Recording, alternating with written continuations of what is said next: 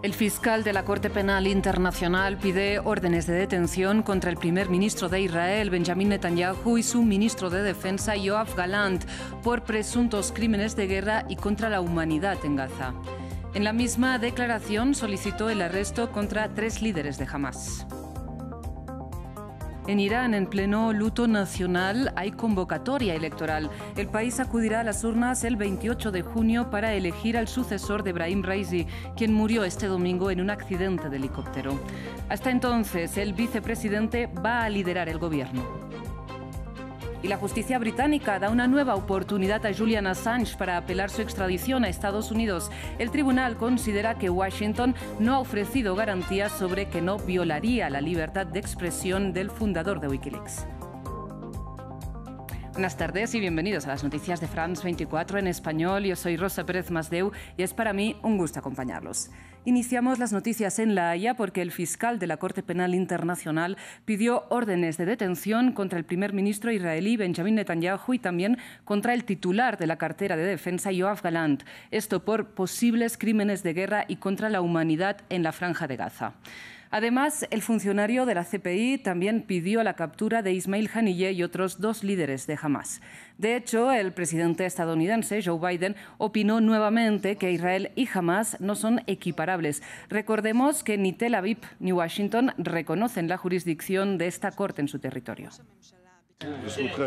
Tanto para altos mandos israelíes como para líderes de Hamás se han pedido órdenes de arresto. Karim Khan, fiscal general de la Corte Penal Internacional CPI, pidió órdenes de captura contra el primer ministro israelí Benjamin Netanyahu, así como para su ministro de Defensa Yoav Gallant, alegando responsabilidades criminales cometidas en la Franja de Gaza desde el 8 de octubre de 2023. That these individuals, through a common plan, estos individuos han privado sistemáticamente a la población civil de Gaza de objetos indispensables para la supervivencia humana. Hemos concluido esto basándonos en entrevistas con supervivientes, testigos presenciales, imágenes de satélite, declaraciones de funcionarios israelíes, así como cientos de videos, fotografías y grabaciones de audio autenticados. El fiscal señaló que los crímenes van desde ataques armados contra civiles hasta la utilización del hambre como arma de guerra. Mientras que 3 altos dirigentes de Hamás, Yahya Sinwar, Mohamed Deif e Ismail Haniyeh, son acusados por el fiscal de cometer crímenes sexuales, tortura y ultrajes a la dignidad humana. El pronunciamiento de Han llega semanas después de denunciar haber recibido amenazas en su contra. En abril, Netanyahu había dicho que la CPI busca desequilibrar a Israel, asegurando que su país no reconocía al alto tribunal. El Estado de Israel ha librado una de las guerras justas después de la masacre perpetrada por la organización terrorista Hamás contra sus ciudadanos. Luchamos de la manera más moral de la historia, cumpliendo al mismo tiempo con el derecho internacional. Miembros del gobierno israelí han cuestionado que el Tribunal de Justicia Internacional los ponga al mismo nivel del grupo Hamás, además de asegurar que aceptar las acusaciones del fiscal sería cometer un error histórico. Previamente hablamos con Javier Ruiz, él es abogado de la Corte Penal Internacional, y le preguntamos si considera que las peticiones del fiscal van a llegar a ser aprobadas por el tribunal y a emitirse efectivamente. Mire, le voy a dar mi respuesta y mi opinión a título personal. Usualmente creo que hasta el momento de todos los casos que la CPI ha solicitado órdenes de arresto, la Sala de Cuestiones Preliminares la ha expedido, para lo cual si uno toma en detalle la orden de arresto o las solicitudes de órdenes de arresto, van, digamos, de delitos o crímenes internacionales que pueden ser conocidos a través de hechos notorios a crímenes internacionales mucho más específicos que se infieren a través de investigaciones.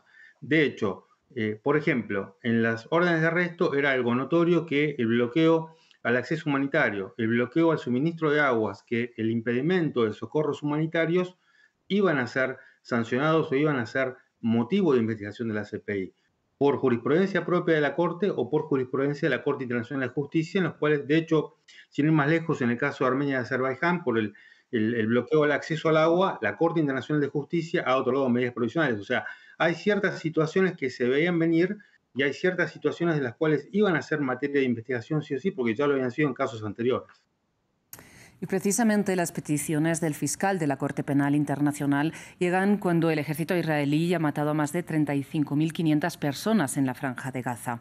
Y contra esta matanza de civiles y por el fin del suministro de armas y el corte de relaciones con Israel, volvieron a protestar los estudiantes de Yale en Estados Unidos, en este caso durante su graduación de la universidad.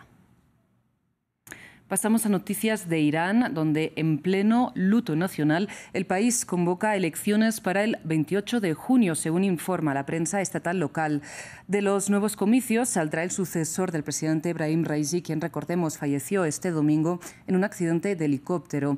Hasta entonces, el actual vicepresidente Mohamed Mokber ocupará el cargo en funciones. A continuación, repasamos su figura. Mohamed Mokber ha sido nombrado presidente interino de la República Islámica tras la muerte del presidente Ebrahim Raisi en un accidente de helicóptero en el noreste del país. Mokber, de 68 años, ha permanecido en la sombra en comparación con otros políticos iraníes. Sin embargo, ha ocupado puestos destacados en la estructura de poder del país. Cercano al líder supremo de Irán, la muerte de Raisi lo ha puesto al mando del país. Anuncio 5 días de luto público y ofrezco mis condolencias al querido pueblo de Irán. El señor Mokber, de acuerdo con el capítulo 131 de la Constitución, se encargará de gestionar el poder ejecutivo y tiene encomendada la tarea de organizar la elección de un nuevo presidente en un plazo de 50 días, con la ayuda de los jefes del Parlamento y del Poder Judicial. Se espera que Mokber ejerza como jefe de gobierno interino durante al menos 50 días hasta que se celebren nuevas elecciones. Nacido el 1 de septiembre de 1955 en Desful, en el seno de una familia clerical, sirvió como oficial en el cuerpo médico de la Guardia Revolucionaria durante la guerra entre Irán e Irak en la década de 1980. Medios iraníes sugieren que Mokber, quien tiene un doctorado en Derecho Internacional, fue crucial para los esfuerzos iraníes por eludir las sanciones occidentales a la industria petrolera. En 2010, la Unión Europea incluyó a Mokber en una lista de personas y entidades sancionadas por su supuesta participación en actividades nucleares o de misiles balísticos. 2 años después lo eliminó de la lista. Mokber trabajó anteriormente en la banca y telecomunicaciones y también dirigió la Fundación Mostazafan,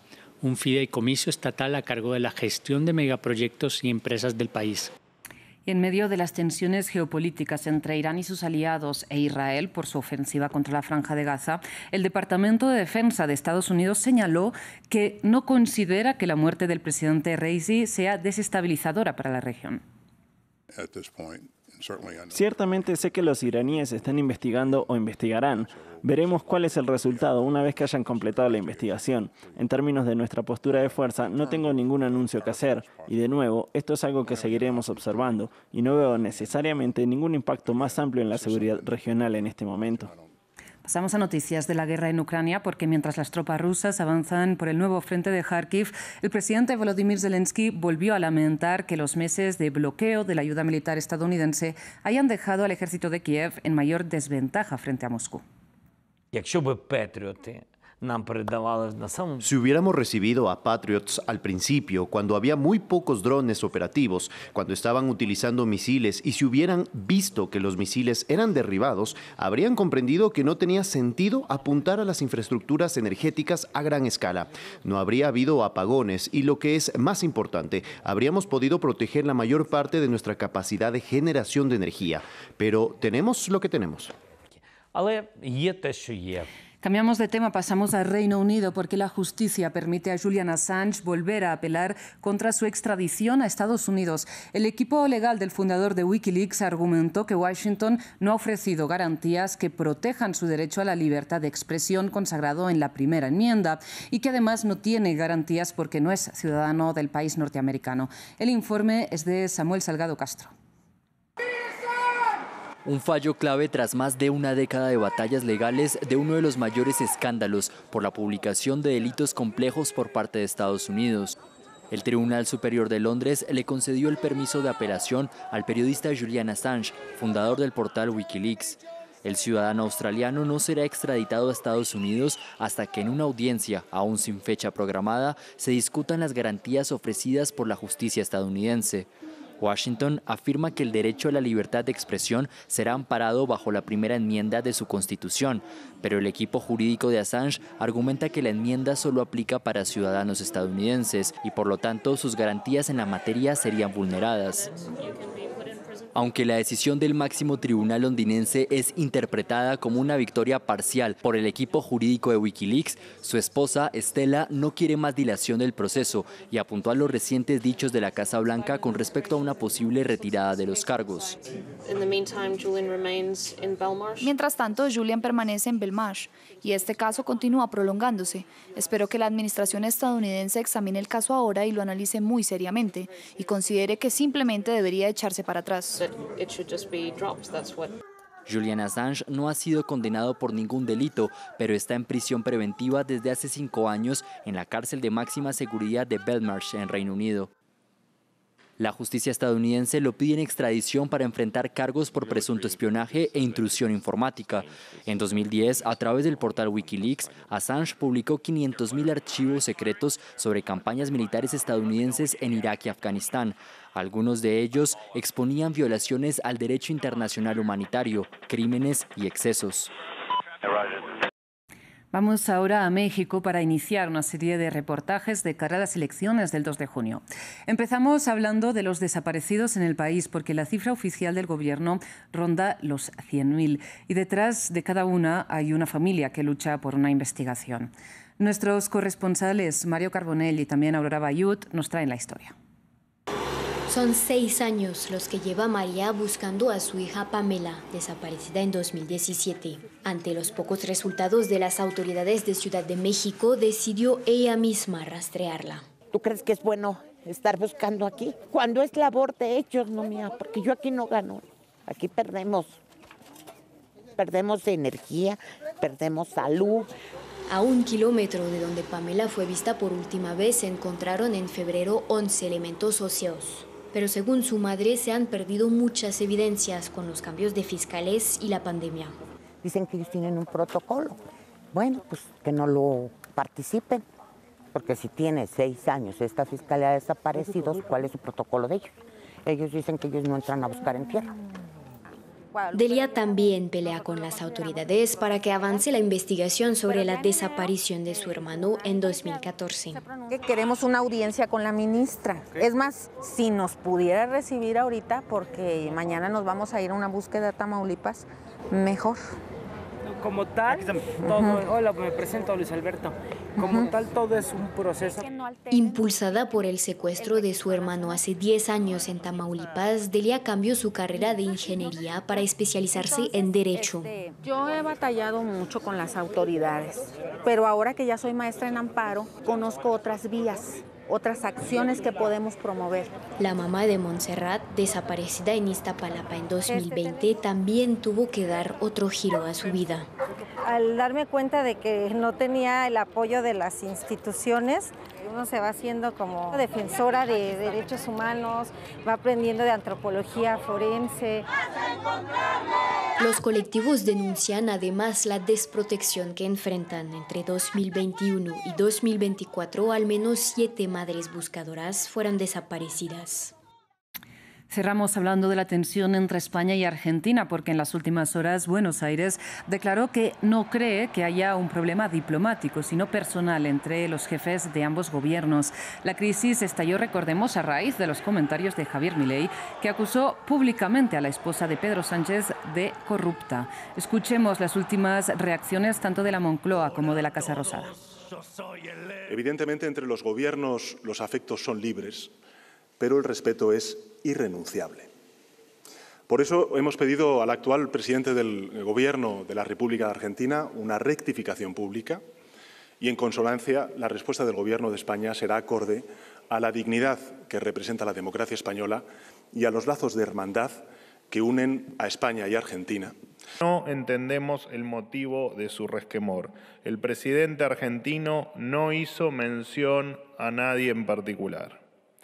Llama poderosamente la atención que se ponga en tensión las relaciones entre dos países históricamente hermanados. Llegamos así al final de esta edición, pero sigan con más información aquí en France 24 y también en france24.com. Ya regresamos. Chao.